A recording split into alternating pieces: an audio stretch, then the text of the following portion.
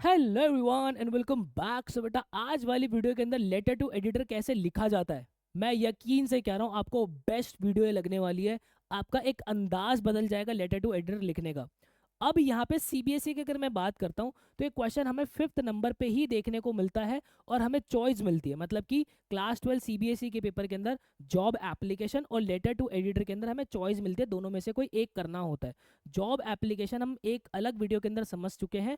आज वाली वीडियो के अंदर लेटर टू एडिटर कैसे प्रेजेंट किया जाता है, कैसे लिखा जाता है, कौन सी फिक्स लाइन से, वो सारी बात मैं आपसे करने वाला हूँ बेटा। अब अगर लेटर टू एडिटर की मैं बात करता हूँ बेटा, तो ये 5 नंबर का हमें क्वेश्चन जो है वो देखने को मिलता है। और ध्यान रखना, इसके अगर मैं मार्क्स डिस्ट्रीब्यूशन की बात करता हूँ तो जो करेक्ट फॉर्मेट है उसका आपका 1 नंबर आपको मिलता है।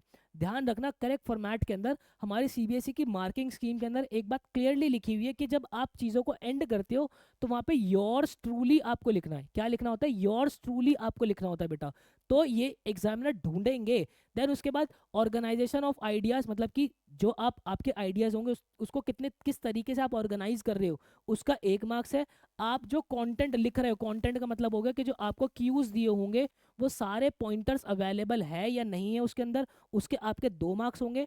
उसके बाद आपकी ग्रामर और स्पेलिंग का आपका 1 मार्क्स होगा। इस तरीके से 5 मार्क्स आपकी डिस्ट्रीब्यूट होते हैं लेटर टू एडिटर के अंदर। जॉब एप्लीकेशन की सारी बात मैं ऑलरेडी आपको पहले एक वीडियो के अंदर समझा चुका हूं। आपने नहीं देखी तो वो वीडियो आप जरूर देख लेना बेटा। अब जरा चलते हैं कि क्वेश्चन को किया कैसे जाता है। देखो बेटा, सबसे पहले क्वेश्चन को थॉरोली पढ़ना बहुत ज्यादा जरूरी है कि क्वेश्चन डिमांड क्या कर रहा है। इसके जो क्यूज हैं उसको पढ़ना बहुत ज्यादा जरूरी होता है। क्या लिखा है? You are Pranab Chauhan. हमारा नाम इन्होंने बता दिया, प्रणब चौहान, ठीक है। रिजाइडिंग एट 13-A गोल बाजार जैसलमेर। हमारा एड्रेस भी जो है इन्होंने दे दिया है। कई बार जो है अपना एड्रेस नहीं दिया होता, तो वहां पे भी कैसे किया जाता है उसकी बात भी मैं आपको बहुत अच्छे से समझा दूंगा। लिखा है write a letter to editor of the nation today. हमें जो है लेटर किनको लिखना है? जो एडिटर हमारे कौन से पेपर के हैं? नेशन टुडे के जो है हमारे एडिटर हैं उनको लेटर लिखना है। Highlighting the need to access sports talent at young age. हमें जो है ये बात हाईलाइट करनी है कि हमारा जो यंग बच्चे होते हैं उनके अंदर जो स्पोर्ट्समैनशिप होती है वो स्टार्टिंग के उनके अर्ली एज के अंदर ही हमें स्पॉट कर लेनी चाहिए। हमें जो है वो पता कर लेना चाहिए। देखो मैं आपको एक बात समझाता हूँ। लेटर टू एडिटर का एक्चुअल में मतलब है क्या?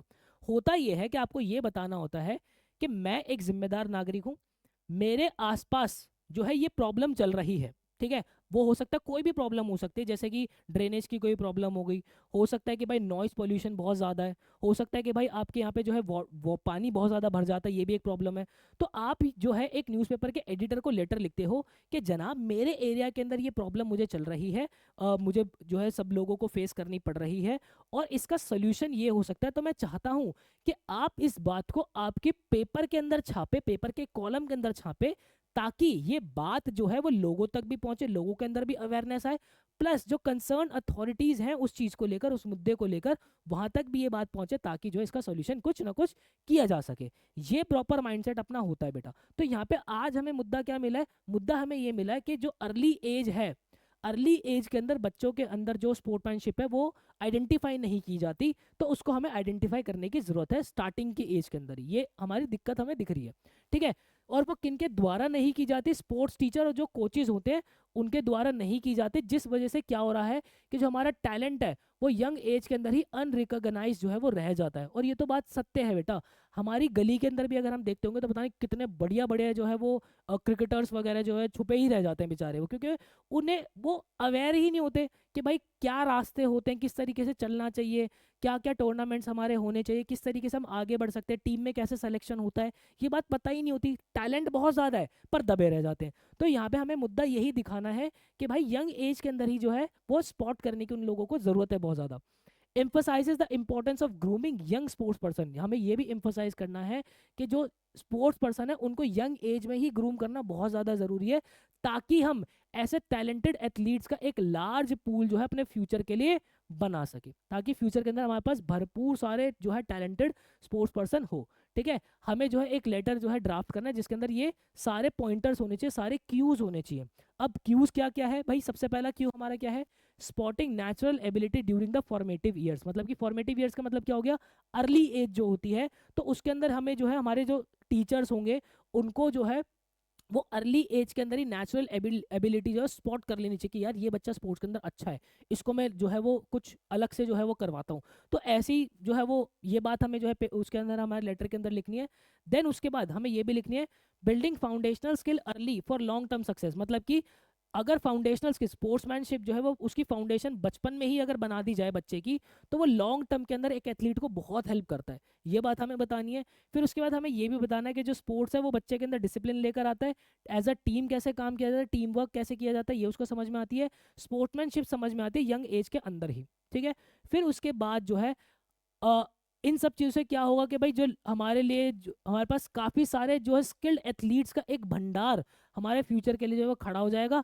और जो जो चीज़ हमारे नेशन के अंदर जो है एक स्पोर्ट्स कल्चर जो है लेकर आएगी, प्लस हमारे हमारे लिए एक नेशनल प्राइड भी ये चीज़ होगी। तो ये सारी बात हमें हमारे लेटर टू एडिटर के अंदर मेंशन करना है। अब बेटा आज वाली वीडियो के अंदर ना मैं आपको एक जड़ दे रहा हूँ कि लेटर टू एडिटर कैसे किस माइंडसेट से लिखा जाता है। देखो, सबसे पहले आप हमेशा ध्यान रखना, अगर आप इसको देखोगे तो एक पैराग्राफ, दूसरा पैराग्राफ, फिर उसके बाद तीसरा पैराग्राफ और ऑलमोस्ट ऑलमोस्ट ये चौथा पैराग्राफ। अगर आप इसको थोड़ा सा ध्यान से देखोगे ना, तो मैंने कितनी कितनी लाइंस लिखी है एक पैराग्राफ के अंदर, 3 या 4 लाइन, 3 या 4 लाइन, 3 या 4 लाइन। क्या क्या थॉट रखना चाहिए माइंड के अंदर, मैं कैसे चीज़ों को टुकड़ों में तोड़ के जो है लिखता हूँ, इस बात का ध्यान से समझना। देखो, हमेशा ध्यान रखना जब भी आप लेटर टू एडिटर लिखने बैठो, सबसे पहले सबसे पहले जो अपना पैराग्राफ होगा इसके अंदर आपको लिखना है इंट्रोडक्शन। मतलब कि आपको बताने कि आपकी प्रॉब्लम क्या है। ठीक है, ये प्रॉब्लम आप स्पष्ट तरीके से बता दोगे। फिर उसके बाद आपको बताना है कि ये जो प्रॉब्लम है ना, इसका कारण क्या है, मतलब कि इसका कॉज क्या है, ये प्रॉब्लम हो क्यों रही है। उसी के साथ आप बता दो कि ये जो प्रॉब्लम हो रही है ना, ये जो कारण जो भी है, इसका इफेक्ट क्या पड़ा है। दूसरे पैराग्राफ के अंदर क्या आप बताओगे कि कॉज और उसका इफेक्ट क्या है। तीसरे पैराग्राफ के अंदर आपके हिसाब से जो सॉल्यूशंस आपको लगते हैं वो सॉल्यूशंस आप बताओगे। और चौथे पैराग्राफ के अंदर आप क्या करोगे, चीज़ों को कंक्लूड करोगे बेटा। ये चार बातें अगर आपने अपने माइंड के अंदर फिक्स कर ली, मैं कह रहा हूँ लेटर टू एडिटर इतना प्यारा हमेशा से लिख के आओगे, आपकी दिक्कतें खत्म हो जाएंगी। ठीक है, प्रॉपर पूरा फॉर्मेट, हर एक बात की आप जिक्र जो है मैं करना आप लोगों से शुरू कर देता हूँ। सबसे पहले अगर आप चीज़ों को देखोगे ना बेटा, तो यहाँ पे मैंने आपकी एग्जाम की जो आंसर शीट होती है मैंने वही उठा के लिख रखी है कि इसी तरीके से जो है लेफ्ट हैंड साइड पे आपके मार्जिन होते हैं। बच्चे क्या करते हैं, नीचे खुचड़ पुचड़ करके लिखना शुरू कर देते हैं, ताकि आपको एक ब्रॉड क्लैरिटी मिले कि भाई कैसे लिखा जाता है। हमेशा ध्यान रखना, जब कभी भी आप लेटर टू एडिटर लिखोगे तो ऐसा मत करना कि पेपर पेपर स्टार्ट होते ही सबसे पहले यहाँ पे आप मार्जिन डाल दो। अगर एक बात बताओ, आपने यहाँ मार्जिन डाल दिया, यहाँ पे ऑलरेडी मार्जिन डल के आता है, इतने से पेज के अंदर अगर आप अपना लेटर टू एडिटर लिखोगे, क्या इंप्रेशन पड़ेगा भाई। हमें एग्जामिनर को बहुत ईज देनी है, बिल्कुल ईज देनी है बेटा। आप देखो, अगर मैं स्क्रीन को बिल्कुल क्लियर करता हूँ, यहाँ पे चीज़ें कितनी साफ सुथरे तरीके से लिखी हुई है, प्लस जो हमारे क्यूज लिखे हुए हैं ना, उन सबको मैंने बहुत प्यारे तरीके से हाईलाइट किया हुआ है। बस एक नीचे अंडरलाइन मार रखे, ये अंडरलाइन भी जो है ना एग्जामिनर को ईज दे देगी बहुत ज़्यादा। बात समझ में आ गई, चार पॉइंटर जो मैंने समझाया था वो बात समझ में आ गई। अब देखो जरा खूबसूरती कैसे लिखते हैं। सबसे पहले हमें फॉर्मेट के अंदर ध्यान रखना है सेंडर का एड्रेस। ध्यान रखना मेरे लाल, अगर सेंडर का एड्रेस नहीं गिवन है तो आप कैसे लिखोगे, आप यहाँ पे नॉर्मल इस तरीके से लिखो 123 कॉमा एग्जामिनेशन हॉल। ठीक है, क्या लिखोगे, एग्जामिनेशन हॉल। फिर नीचे लिख देना ABC सिटी, क्या लिख देना, ABC सिटी, और यहाँ पे 6x डाल देना। ठीक है, इस तरीके से आप जो है वो अपना लिख देना बेटा। अब यहाँ पे क्योंकि एड्रेस दिया हुआ था तो मैंने लिख दिया, लेकिन एड्रेस के साथ उसका पिन कोड नहीं दिया हुआ था तो मैंने क्या डाला, 6x डाल दिए। फिर एक लाइन हमें छोड़नी है, फिर उसके बाद हमें जो है डेट डालनी है, और डेट आएगी हमारी अल्फा न्यूमेरिक। अल्फा न्यूमेरिक का मतलब क्या हो गया, आप ऐसे मत लिख देना 12 मार्च 2026, ये गलत हो जाएगा। ठीक है, आपको पूरी डेट जो है वो बेटा लिखनी होती है। अब यहाँ पे एक चीज ध्यान रखना, 20XX मैंने लिखा है, आप चाहो तो 2026 भी लिख सकते हो, कहीं से कहीं तक भी कोई भी प्रॉब्लम नहीं है, बट सेफ साइड पे हमेशा से चलना। मैं होऊंगा तो मैं क्या लिखूंगा, 20XX ही लिख के आऊंगा।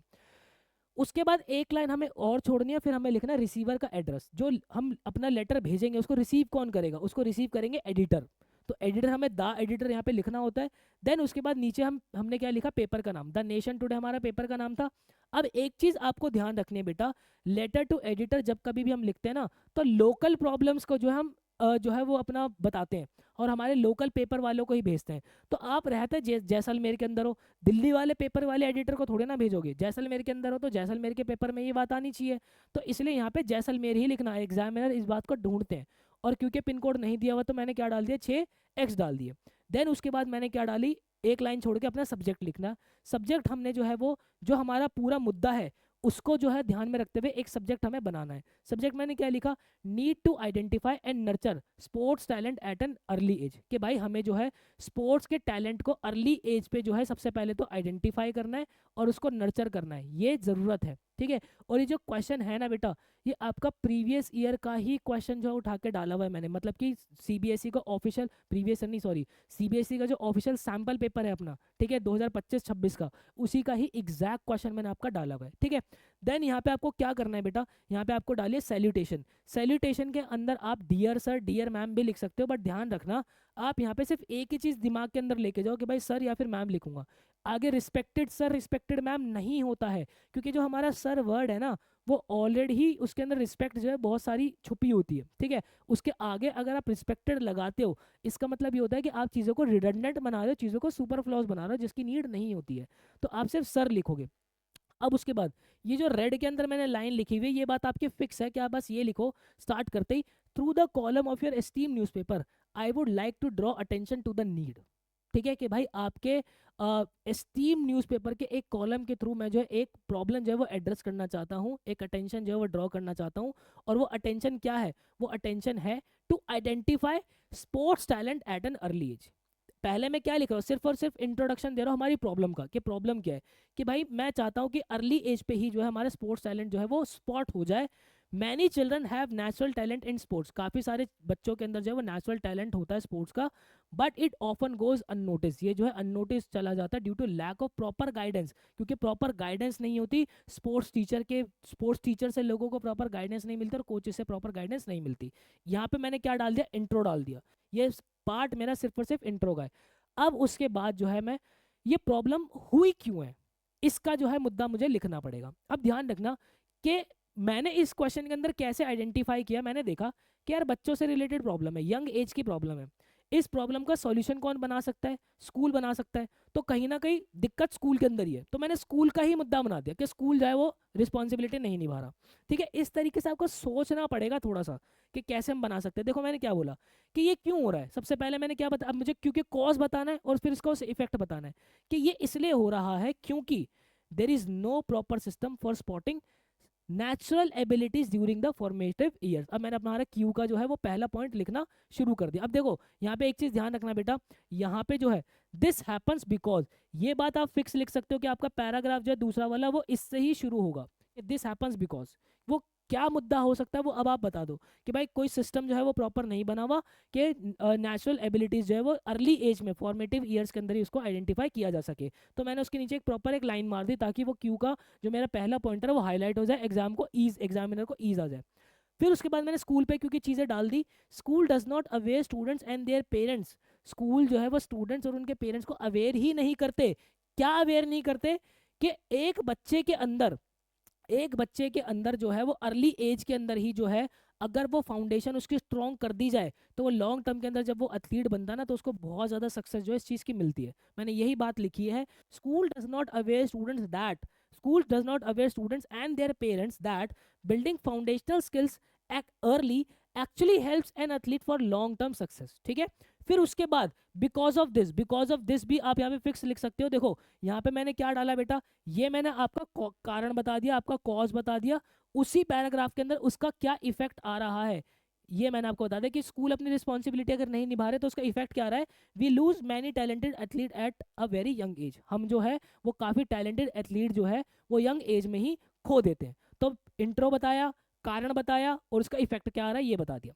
अब थर्ड पैराग्राफ के अंदर मैं क्या लिखूंगा, अपने सॉल्यूशन की तरफ आगे बढ़ूंगा कि सॉल्यूशन क्या है इस चीज़ का। देखो भाई मैंने ये बताया कि जो स्पोर्ट्स है वो एक बच्चे के अंदर डिसिप्लिन लेकर आता है, टीम वर्क लेकर आता है, स्पोर्ट्समैनशिप लेकर आता है एक यंग एज के अंदर, जो कि हमारा क्यू का थर्ड पॉइंट भी था। मैंने वही बात लिखी और इसको अंडरलाइन करके डाल दी। ठीक है, अगर बच्चे को प्रॉपर गाइडेंस मिले, प्रॉपर गाइडेंस एंड ट्रेनिंग उसको हेल्प कर सकती है क्या, एक हमारे मतलब प्रॉपर गाइडेंस और प्रॉपर ट्रेनिंग जो है हमारे फ्यूचर एथलीट्स के लिए जो है, हमारे फ्यूचर के लिए बहुत सारे यंग टैलेंटेड एथलीट्स जो है उसका एक लार्जर पूल जो है वो क्रिएट कर देगी। ये मैंने बात लिखी। फिर उसके बाद मैंने लिख दी कि स्कूल जो है वो एक अहम रोल निभाता है इस प्रॉब्लम को सॉल्व करने में, क्योंकि कारण जो है वो स्कूल से ही आ रहा था। तो मैंने स्कूल के अंदर ही सॉल्यूशन बताया कि क्या होना चाहिए इसका सॉल्यूशन स्कूल लेवल पे ही।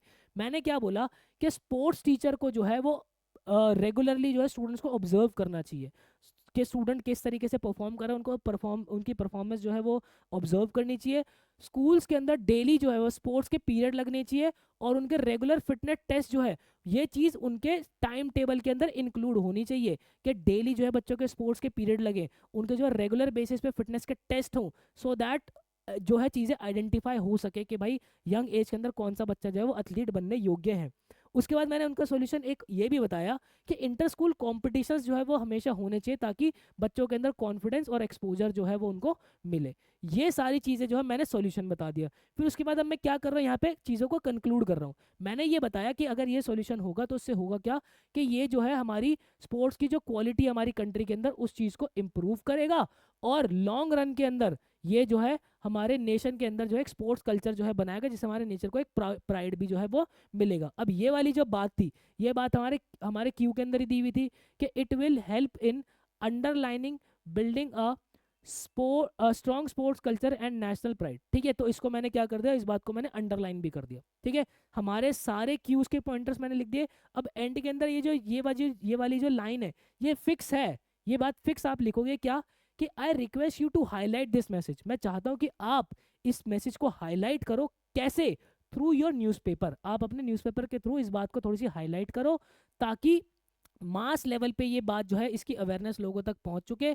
और इन दिस रिस्पेक्ट, एंड मुझे उम्मीद है कि जो मेरा कंसर्न है ना, ये जो कंसर्न अथॉरिटीज़ का अटेंशन भी जो है इस तरफ जो है वो आएगा, और लोग भी जो है रिस्पॉन्सिबल इसके लिए बनेंगे। योर्स ट्रूली, एंड के अंदर मुझे क्या लिखना है, योर्स ट्रूली। और क्योंकि हमारा पूरा नाम प्रणब चौहान दिया हुआ था तो मैं यहाँ पे चौहान भी जो है वो लिख देता हूँ बेटा।